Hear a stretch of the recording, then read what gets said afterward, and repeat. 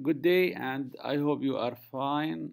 Thank you, Dr. Mazen, for inviting me to online conference. My subject today will be about the CBCT imaging in endodontics, and during this presentation, I will show you 14 causes to use CBCT in endodontics. The first cause we use CBCT, it will provide information about teeth with complex morphology. You can uh, look at this case here where we need more information about such anatomy.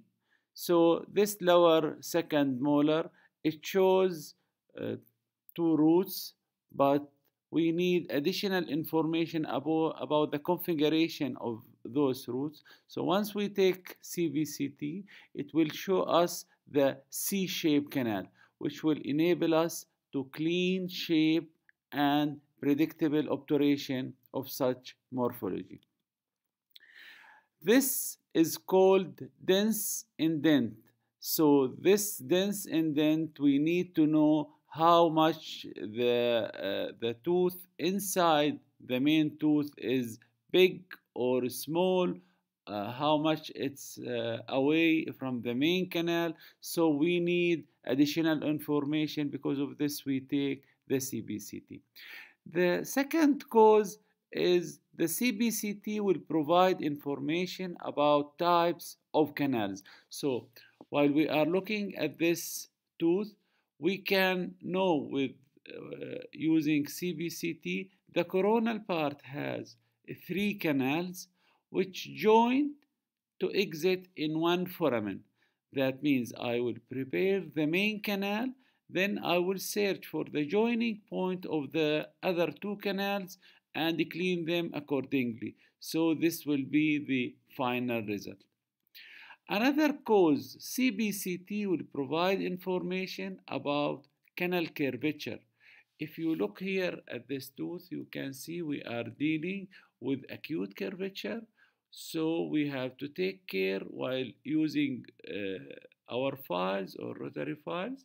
And another thing, this CBCT will give more information about number of canals. We are dealing here with 2 canals. So we have to take care while we are dealing with such tooth.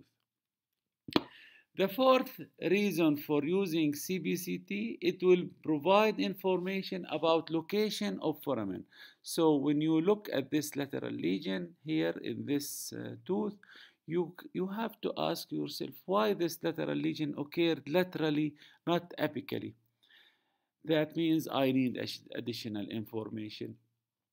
When we take CBCT, you can see here the foramen exists laterally. So when we prepare the canal, we have to know we will not reach to the apex. We will reach 2 or 3 millimeters from the apex till the exit of the canal, which is here. You can see this exit. When we look at this premolar here, we have a lesion and it looks like a normal tooth, but when we take CBCT, you can see here the canal ends 5 millimeters from the tip due to external resorption. That means if we take regular working length with the file till the apex, we will be out of the canal. Our real working length is 3 millimeters from the apex, which equals 17 millimeters instead of 20 millimeters. I will use BC sealer and I will place my obturation 3 millimeters from the apex. I will consider this as open apex. And we could not know all of this without the CBCT usage. CBCT will provide information about the degree of calcification. If you look at this tooth here, you can see the shadow of the canal, but out of sudden you will see this canal disappear. That means something happened inside the canal, but I could not know what was happening inside. So let's take CBCT. CBCT will show us a pulp stone inside. And when we see pulp stone inside, that means I need ultrasonic tip. The regular files will not be able to remove such stone. So ultrasonic tip will enable us to remove the pulp stone and to enable us to enter inside the canals and clean them. When you look at this central incisor, which had a trauma 3 months ago, and compare it to the neighbor tooth, you can see the shadow of canal starts maybe 7 or 8 millimeters from the tip of the incisor. So I'm not feel comfort with this tooth. Let's take CBCT. CBCT will show us this tooth has starting calcification in comparison with the neighbor one. If we wait more about this calcification, it will calcify the whole canal and will block it. In this case, I prefer to go and make root canal treatment before calcification occurred completely, and by the way, the tooth start discolored. CBCT should be used for diagnosis in patients who present with non-specific clinical signs. This patient, he visited several dentists, and every time he claimed he has a sort of discomfort. When they take X-ray, they can notice a shadow of a circular thing inside the tooth, but they could not imagine what's happening inside. So when he came to my clinic, I suggested we need additional information. So let's take cone beam. Cone beam showed me excessive amount of sealer, while his previous dentist made a root canal treatment, and this sealer went buccally and apically and caused discomfort. So what I suggested, I will refer him to a periodontist to make echo-retouch, and this case was referred to that periodontist. CBCT has the ability to detect small areas of periapical pathosis prior to being apparent on 2D radiograph. When you look at this X-ray, that patient, he felt discomfort, and I always recommend when your patient feels pain or discomfort and in the X-ray you could not see anything, that does not mean the patient is free of pathology. That means the periapical X-ray showed us no periapical lesion because it did not appear yet. But if we take CBCT, we can see the lesion inside because CBCT imaging detects 17% more teeth with periapical bone loss than conventional radiograph. So, starting of today, when you have a patient who claims he has pain, you could not detect anything in his X-ray with the 2-dimension periapical X-ray, think to take a 3-dimension X-ray or CBCT. Another case here, with the regular X-ray, you could not see anything. With the CBCT, you can see a huge periapical lesion, which justifies root canal treatment. Another cause of usage of CBCT, it will provide information about missing canal. If you look at this X-ray here, you see good root canal treatment, but we have a lesion in the distal root. Why it happened, we do not know. Let's take cone beam. Cone beam will show me there is a missing mesiolingual canal, distolingual canal, which needs retreatment. And this distolingual canal, you can see it in the red line here. By microscope, we can detect where is this canal, and we can redo this canal and we can fix it. when we fix it, we have to retreat all canals here, and you can see the follow-up here after a few months or 4 months exactly, and you can see healing started. Look at this here. We have this premolar. The X-ray is good, but we have periapical lesion. Why this periapical lesion occurred? Let's take cone beam. Cone beam showed me a missing root. With this missed root or missed canal, periapical lesion occurred. So we can here look at the CBCT in the 3 dimensions. You can notice here this premolar in several views, buccal, axial, and sagittal. And you can notice here we are dealing with missed canal. So now we know the diagnosis. Let's go and let's make our treatment accordingly. And by making retreatment for the whole canals, we can see here we have missed canal and we have lateral canal. So let's make follow-up. This is the case where we started and we finished here after 1.5 year follow-up. You can see here the healing occurred. Look at this molar here. With this molar here, I noticed we are dealing with large mesial root. So I need additional information. With the cone beam, I can see here in the mesial root, we are dealing with 3 canals, mesiobuccal, mesiolingual, and median. In the distal root, we can see here distobuccal canal and distolingual canal. And we can verify this by using microscope, which showed us 3 canals mesially and 2 canals distally. So we have to clean shape all of those canals, and of course we have to fill them, and you can notice here from the final X-ray. The main failure of upper first molar is missed second mesiobuccal canal, and we can verify this by looking at the CBCT. CBCT here will show me we have a missed second mesiobuccal canal, and we know exactly where is it. So we have to go, and with the microscope we can detect exactly where is the second mesiobuccal canal, and then we can go and make retreatment for all canals and fill and clean the second mesiobuccal canal, of course.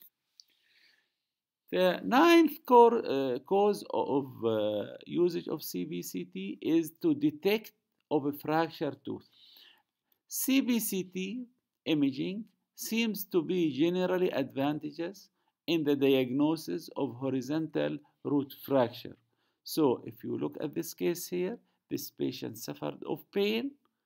When you take X-ray, the root canal, it looks fine, but I need additional information. Let's take cone beam. You can notice here we have horizontal fracture in the palatal root, and this tooth is for extraction, unfortunately. But what about vertical root fracture? Vertical root fracture here, X-ray alone is not enough to make a definitive diagnosis for vertical fracture. According to Patil, current evidence indicates that vertical root fracture cannot be detected with the CBCT. So we could not depend only on the CBCT to make a definitive diagnosis for vertical root fracture. We have to think with the clinical examination, and I like to remind you we usually have 3 main significant signs for vertical root fracture. We have cervical sinus, we have deep long pocket, and the lateral radiolucency in the X-ray. But however, the cone beam will show me a bone resorption associated with vertical root fracture. You look here, we have lateral radiolucency. If we take cone beam, we can see here we have this bone resorption in the lateral region. We can verify with the microscope. You can see the crack inside the root. So we reach to a diagnosis of vertical root fracture. If you look here at this tooth, you can see here with the cone beam, we have a lateral radiolucency along the whole wall of the whole root. Another usage of the cone beam will provide information about dentoalveolar trauma. This is a patient who had a trauma a few days ago. He felt discomfort. We want to check what happened on those anterior teeth. So we could not detect anything in the periapical X-ray. While with the CBCT, you can see here at the apical region, we have a fracture due to trauma. If you look at this traumatized tooth here, if you need to know more information, let's take the CBCT. CBCT will show loss completely of cortical bone for this central incisor. That could not be happened without the CBCT. So let's see another usage of cone beam. Cone beam will provide information about external and internal resorptive defect. Nowadays, I could not imagine making a diagnosis for such resorption without the cone beam. Is it internal or external? And why we have to know internal or external? Because if it is internal, I go for conventional root canal treatment. If it is external, I have to use MTA to repair the defect. So here we have to verify this is internal resorption. So I will go and use just Guttapercha and sealer to fill the whole space. But what about this? Here we have shadow. We don't exactly know this is internal or external with the periapical X-ray. So we will go for more advanced imaging. More advanced imaging, that means I need the CBCT. CBCT here show me we are dealing with external resorption. Another thing, if you look carefully here in the mesial root, we have radiolucency. But what is this radiolucency? Is it internal or external resorption? I could not know easily. Let's take cone beam. Cone beam will show me we are dealing here with external resorption.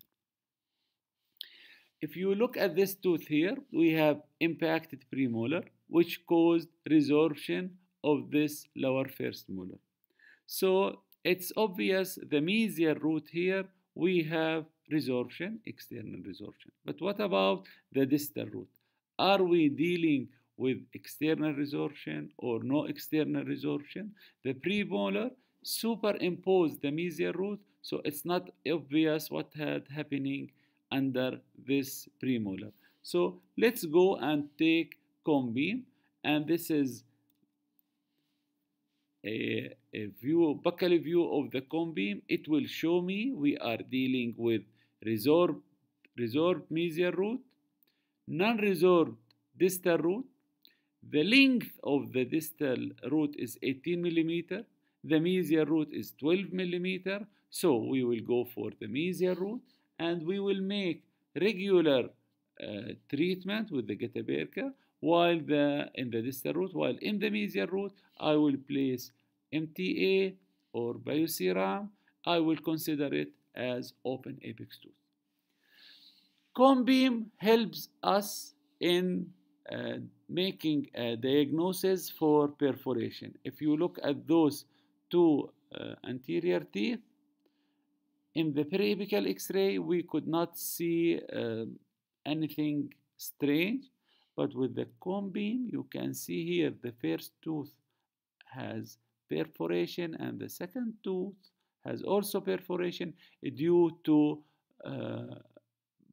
bad alignment of bear which caused this perforation.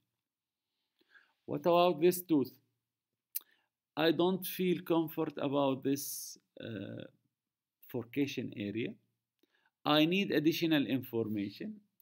CBCT will show a massive perforation at the forcation area. What about this here? We have radiolucency laterally. What happened here? Let's take cone beam. Cone beam showed us a perforation in this area due to incorrect usage of the bear. What about this tooth here? It sounds innocent, but actually it is not. Let's take cone beam. Cone beam showed me a perforation in the floor of the pulp chamber, which went to the periodontal ligament. We can verify this with microscope. So now we know we have to make root canal treatment for other canals. Then we will apply MTA to seal the perforation, and this will be the final result of my treatment. Cone beam will help us also in managing broken files. We can see with the periapical X-ray this broken file. I need additional information. I need to know in this root how many canals we have. We have 2 canals. So are those 2 canals joining? Yes, we can see 2 canals joining in 1 exit. So if I go and make bypassing, I can reach to the end and bypass this broken instrument. What about this root? I could not remove this broken instrument. It is so long. I could not bypass. So what is the most important here to know? Is this broken instrument in the mesiolingual canal, mesiobuccal canal? Does the mesiolingual canal joint and have 1 exit? If yes, I will bypass or I will go from the mesiolingual canal. Then I will seal the canal. Then this broken instrument will be incorporated in the final obturation. So let's take the cone beam. Cone beam showed me the mesiobuccal and mesiolingual. They are joining in 1 exit or 1 foramen. So because of this, I will go from the mesiolingual canal, prepare it completely. I will leave the mesiobuccal canal, which has broken instrument, and this is the final obturation. Nowadays, we have what we call modern approach to manage calcified canals. In this modern approach, we are dealing with such a tooth. We have a huge periapical lesion, and we have this perforation inside. So to manage such a case, we need additional information. First, we need to know the size of periapical lesion, the site of perforation. Then I will make my plan to do the following. The part under the perforation will be filled with the getaperca. I know exactly the length of this part because the CBCT will give you exact measurement. I know where to place MTA in the resort part. So now I will calculate exactly those measurements. Then I will go for the application. I will place under the resorption the getaperca. Then I will place the MTA. And this is the final result after about 1.5 years. Another case, we are dealing here with calcified canal. I need to know where is exactly this calcified canal. I want to know how much it is away from the other main canals. So this will enable me to use the ultrasonic tip to place it inside this calcified canal and find the orifice and enlarge it. So let's take cone beam. With the microscope, I could not see any orifice. So I will use the calculation with the cone beam. Cone beam showed me those numbers. It will tell me the mesiobuccal and distobuccal, the distance between them is 1.6 millimeter, and they are away from the palatal canal with 4.2 millimeter. So I will take those measurements and then I will apply them inside the tooth. I will use the ultrasonic tip to enter at the point which we measured. Then I will enter it. Then I will enlarge it. Then this is the final result. Look at this calcified tooth here. This tooth showed me central incisor with calcification. And we know from the cone beam the exact length of the root, it's about 23 millimeter. The width of the crown, it's 7 millimeter. So to enter inside this canal, I need to place my file exactly at the middle, which is 4 millimeter. I need another thing. I need to know the angle where we can enter inside the canal. So let's measure the angle. It's 56 degrees. Now we will take those measurements and apply them for the natural teeth. This is the natural teeth here. I will take my pen and make those lines. The first line is the longitudinal line, which is 23 millimeter in the middle. Then the half the area of the distance of the crown, which is 4 millimeter. Now I need the angle, which is 56 degrees. I will take a file, active tip file. Here I used Hero. Then I will go directly to the canal. So let's go with this file inside. So this is the final result. Then I will prepare and I will clean and fill the canal. So I have a home message as conclusion. When you feel you are confused, lost, unclear, disoriented, you need additional information, you need to know more about this tooth, and you could not go further without knowing more information, my advice is so simple. Please take CBCT. CBCT will show you additional information which you need. Like this tooth here, I need additional information with CBCT. It showed me we are dealing with a difficult tooth. So think twice before entering inside such teeth, and think always when you need additional information, take CBCT. Thank you very much for inviting me. Thank you, Dr. Mazen, for your effort, and I hope you will enjoy the other lectures. Thank you.